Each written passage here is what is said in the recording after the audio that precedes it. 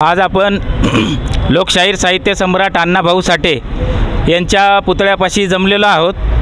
खरं तर साधारणतः 1-2 दिवसापासून संपूर्ण महाराष्ट्रभरामध्ये कालनिर्णयाच्या विरोधामध्ये लोकांचा असंतोष वाढत असताना आपल्याला दिसत आहे। तर तो असंतोष यासाठी वाढत आहे की कालनिर्णयाची जे ऑफिशियल एडिशन आहे त्या ऑफिशियल एडिशनमध्ये ह्या महाराष्ट्राचं सांस्कृतिक वैभव ज्यांनी वृद्धिंगत केलं असे साहित्य सम्राट अण्णाभाऊ साठे जे शोषित वंचित कष्टकऱ्यांचा स्वाभिमान आहे त्या अण्णाभाऊ साठेंचं जन्मदिवस म्हणजे जयंतीचा दिवस ह्या कालनिर्णयवाल्यांनी त्यांच्या ऑफिशियल एडिशनमध्ये घेतलेला नाही आणि त्या कारणामुळं संपूर्ण महाराष्ट्रभरातल्या जनसामान्यांमध्ये एक असंतोष पसरलेला आहे। आणि हा असंतोषाचा वाचा फोडण्यासाठी आज आम्ही सत्यशोधक बहुजन आघाडीच्या वतीनं कालनिर्णयाच्या कॅलेंडरचा आम्ही जाहीर होळी करणार आहोत आणि त्या निमित्तानं या आंदोलनाला पाठिंबा देण्यासाठी देखील वेगवेगळ्या संघटनांचे प्रतिनिधी सामाजिक कार्यकर्ते या ठिकाणी उपस्थित आहेत। खऱ्या अर्थानं कालनिर्णयाचा निषेध करत असताना ज्यावेळेस आम्ही इतिहासामध्ये जातो आणि ह्या कालनिर्णयाचा आम्ही इतिहास सगळा माहिती काढली तर इतिहास सगळा काढल्यानंतर आमच्या काही गोष्टी निदर्शनास आलेल्या आहेत की कालनिर्णयाचा इतिहास म्हणजे या महाराष्ट्रात ब्राह्मणीकरणाचा कारखाना आहे की जो बहुजनांना मानसिकदृष्ट्या गुलाम करण्यासाठी त्यांनी आतापर्यंत त्यांचं सगळं साहित्य छापलेलं आहे। आणि त्यामुळे आम्ही एका वाक्यात म्हणतो की कालनिर्णय म्हणजे बहुजनांचं ब्राह्मणीकरण करण्याचा कारखाना आहे आणि ह्या कारखान्याच्या विरोधात आज आम्ही या ठिकाणी आंदोलन करत आहोत।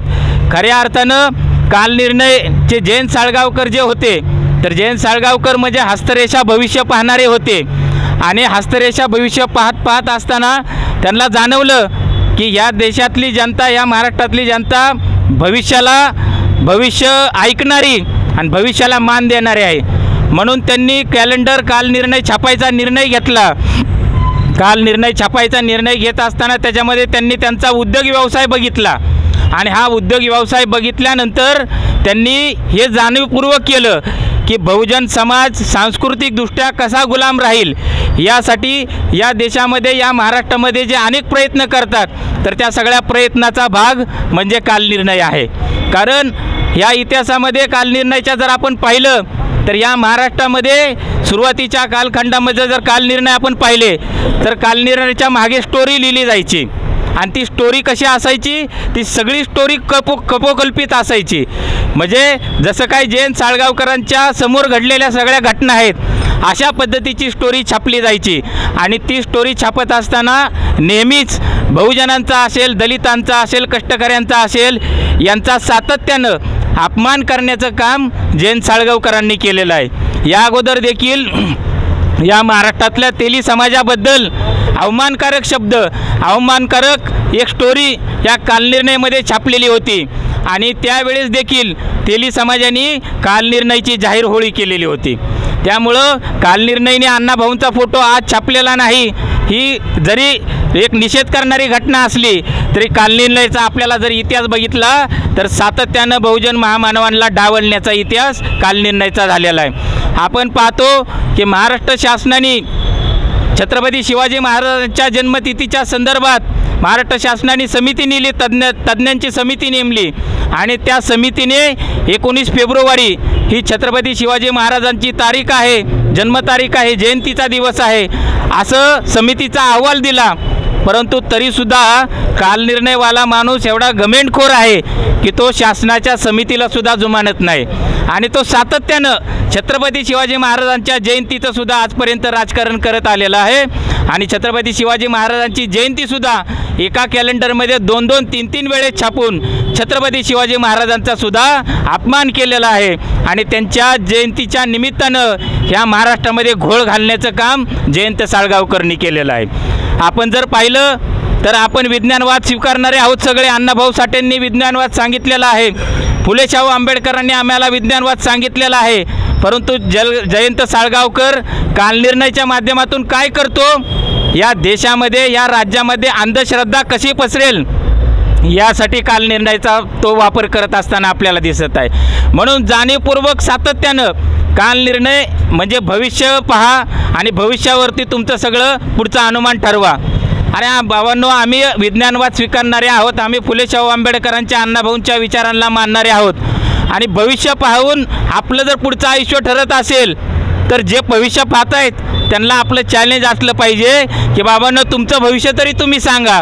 ह्या अंधश्रद्धा पसरवणाऱ्या, अंधश्रद्धा बहुजनांच्या मनामध्ये अंधश्रद्धा वाढवणाऱ्या आजपर्यंत अनेक घटना, अनेक पुस्तकं जयंत साळगावकरांनी छापलेली आहेत आणि त्याच्या माध्यमातून बहुजन समाज हा कायमस्वरूपी अज्ञानात कसा राहील, गुलामगिरीत कसा राहील, तो अंधश्रद्धेत कसा अडकलेला राहील, यासाठी जयंत साळगावकरांनी प्रयत्न केलेले आपल्याला दिसतात. दुसऱ्या बाजूला आपण जर आता पाहिलं तर वैभवलक्ष्मी नावाचं एक छोट्या पुस्तिका छापल्या जातात.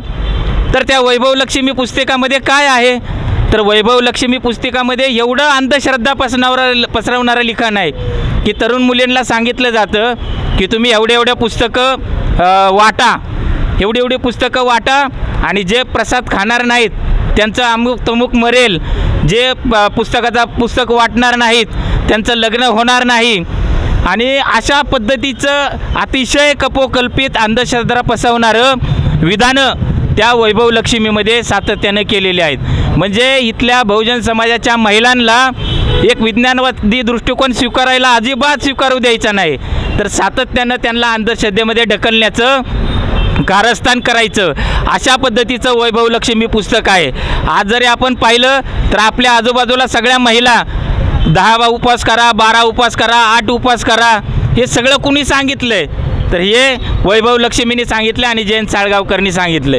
बरं, ह्याच्यातून आपल्याला दिसतंय एका बाजूला सांस्कृतिकदृष्ट्या आम्हाला गुलामीत ढकललं जातं आहे, सांस्कृतिकदृष्ट्या आमचं ब्राह्मणीकरण केलं जातं आहे, परंतु दुसऱ्या बाजूला ह्याच्या मागचा उद्योग जर आपण बघितला तर तो उद्योग अतिशय भयानक असलेला आपल्याला दिसतो. म्हणजे उदाहरणार्थ एका महिलेनी 5-25 पुस्तकं विकत घ्यायची, ती वाटायची.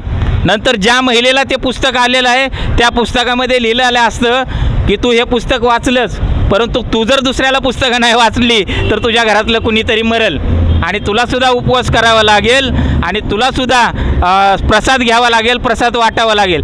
म्हणजे ही साखळी अशी निरंतर वाढत गेलेली दिसते आपल्याला. म्हणजे असा ह्या विज्ञानवादी दृष्टिकोन स्वीकारून चला मी पुस्तक वाटणार नाही, पुस्तक वाचणार नाही असे सांगणारी लोक कमी आहेत. म्हणजेच ह्यांना विज्ञानवादाच्या विरोधात अंधश्रद्धा पसरवायची आहे. हे एका बाजूला होत असताना ज्यावेळेस मी काल 2 दिवसापासून यूट्यूबला, गुगलला काल निर्णयचं सर्च केल्यानंतर एक व्हिडिओ बघितला मी, तर त्या व्हिडिओमध्ये जी आकडेवारी आहे तर ती आकडेवारी अतिशय महत्त्वाची आहे. ती आकडेवारी जर पाहिली तर आपल्याला ह्या मागचं जे धक्कादायक आर्थिक गणित आहे तर त्या आर्थिक गणितसुद्धा आपल्याला समजतं आणि दिसतं.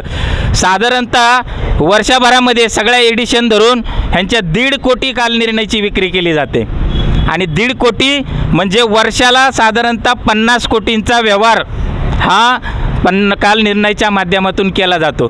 म्हणजे एका बाजूला बहुजनांच्या खिशातून 50 कोटी काढायचे, दुसऱ्या बाजूला त्यांच्यामध्ये अंधश्रद्धा पसरवायची, त्यांना मानसिक गुलामगिरीत ढकलायचं, एवढं मोठं दुष्कर्म जयंत साळगावकर काल निर्णयाच्या माध्यमातून करत असताना आपल्याला दिसतोय. म्हणून आज आम्ही अण्णाभाऊंचा फोटो छापला नाही म्हणून आम्ही ज्या असंतोषाने त्वेषाने बोलत आहोत तर आम्हाला सुद्धा आमचा सगळा इतिहास काढावा लागेल ह्यांचा. म्हणून तो इतिहास सगळा आम्ही त्यांचा शोधून काढलेला आहे आणि आज अण्णाभाऊंचा फोटो छापला नाही म्हणून त्याला प्रतिउत्तर देण्यासाठी आपण सगळेजण जमलेले आहोत. खऱ्या अर्थानं कॅलेंडर या ठिकाणी आहे. या ठिकाणी जर आपण पाहिलं तर 1 ऑगस्ट टिळकांची पुण्यतिथी त्यांना बरोबर दिसलेली आहे. टिळकांची पुण्यतिथी आहे ते छापले त्यांनी, परंतु अण्णाभाऊंच्या जयंतीचा त्यांना विसर पडलेला आपल्याला दिसतो. तर हा पडलेला विसर आम्ही खपवून घेणार नाही. आम्हाला अण्णाभाऊ साठेंनी सांगितलेलं आहे ही पृथ्वी ही शेष नागाच्या मस्तकावर तरलेली नसून ती दलित श्रमिक कष्टकऱ्यांच्या तळहातावर तरलेली आहे. म्हणजे अण्णाभाऊंनी आम्हाला असा संदेश दिलेला आहे की अंधश्रद्धा, कर्मकांड आणि तुम्ही जे सगळं आमचं ब्राह्मणीकरण करताय ते रोखण्याचा संदेश दिलेला आहे आणि अण्णाभाऊंनी आपल्या सगळ्यांना विज्ञानवादी दृष्टिकोन स्वीकारायचा संदेश ह्या वाक्यामधून दिलेला आहे. म्हणून या ठिकाणी सत्यशोधक बहुजन आघाडीचे तसेच मित्र संघटनांचे हे काही कार्यकर्ते आहेत, पुणे शहर जिल्हा मातंग समाजाचे सचिव देखील या ठिकाणी आलेले आहेत. अशा सर्व आणि आणखी बरेच कार्यकर्ते या ठिकाणी येणार आहेत. या काल निर्णयाचा निषेध करण्याच्या निमित्तानं पुन्हा एकदा सत्यशोधक बहुजन आघाडीच्या वतीनं हा जो ब्राह्मणीकरणाचा कारखाना आहे तर त्यांनी चूक लवकरच दुरुस्त नाही केली तर आमच्या निलेश वाघमारे यांनी कालच त्यांना इशारा दिलेला आहे की तो ब्राह्मणीकरण करण्याचा जो कारखाना आहे तो कारखाना आम्ही उद्ध्वस्त केल्याशिवाय राहणार नाही, असं या लाईव्हच्या निमित्तानं काल निर्णयकार आणि जयंत साळगावकर आणि त्यांच्या संपूर्ण टीमला आमच्या संघटनेच्या वतीनं या ठिकाणी आवाहन करीत आहोत। आपल्या सर्वांनी या ठिकाणी आंदोलनाला उपस्थित राहिलेलंच आहोत, तर पुन्हा एकदा आपण नव्या जोमानं थोड्या वेळातच आपण या ठिकाणी आंदोलन करणार आहोत। आपल्या सर्वांची या ठिकाणी रजा घेतो। जय लहुजी, जय भीम, सत्य की जय हो।